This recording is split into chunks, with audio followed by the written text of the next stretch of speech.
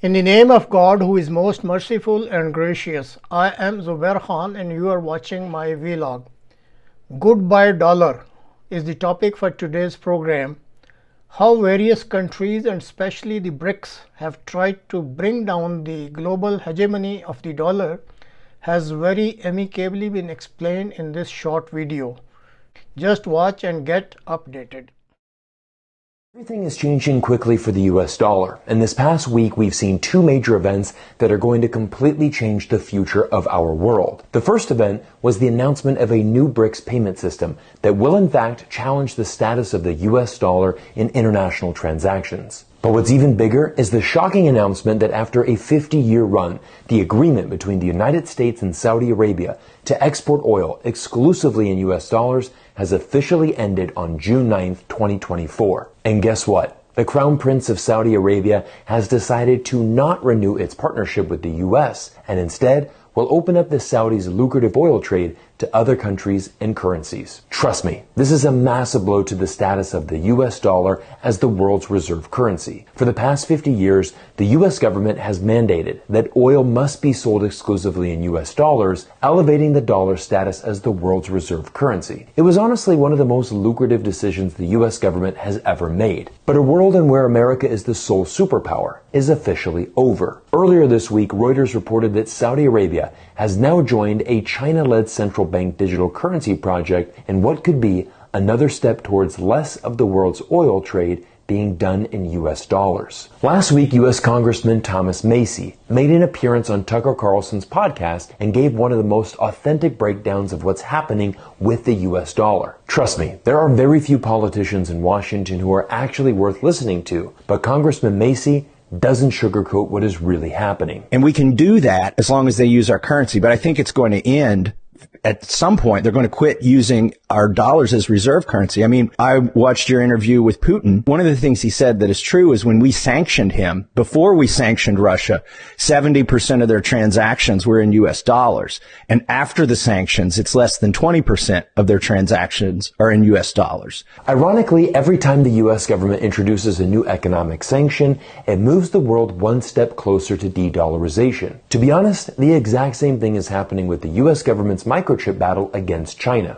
The US doesn't want China to have access to America's best microchips, so in turn, they sanction China. But what does China do as a result? They invest in their domestic microchip industry, and within a few years are quickly closing the innovation gap. The best thing to ever happen to the Chinese semiconductor industry was getting sanctioned by the US government. This forced China to change and get stronger. If the US government continues to weaponize the US dollar and enforce sanctions, it opens the door for much larger problems. And we're also sending a really clear signal, which is the dollar's not safe for you.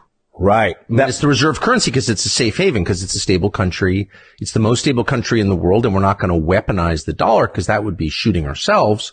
But suddenly we are. Of course, we can see this unfolding in real time as well. Earlier this week, Joe Biden and French President Macron reached an agreement to use the profits of frozen Russian assets to send additional funding to Ukraine. This is a dangerous move from the US and French governments because it not only violates international law, but it exposes how much at odds Western leaders are with their populations on Ukraine. Last week, the Institute of Global Affairs published this groundbreaking study which reveals 94% of Americans and 88% of Western Europeans believe that NATO member countries should push for a negotiated settlement for the war in Ukraine. Literally 9 out of 10 citizens in both Western Europe and the US want this war in Ukraine to end, but our democratically elected officials, who are supposed to represent the people they serve, have other plans. Once again, this strategy will be a disaster for Western governments over the long term. But one of the things we recently did in Congress, we passed something called the Repo Act, where we said we're just going to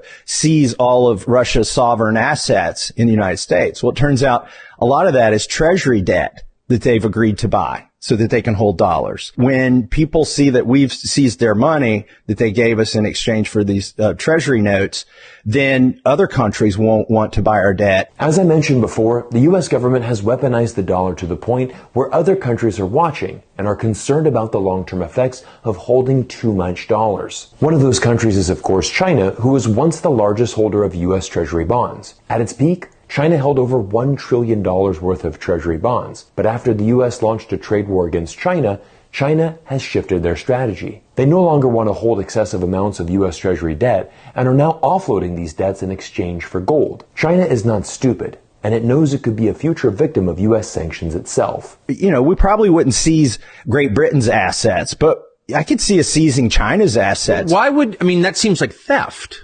Just like take a country's assets. I mean, that belongs to the people of the country, right? It's not just Putin. It is theft. Like, it's immoral, but even if you're okay with the amorality or immorality of it, it's short-sighted.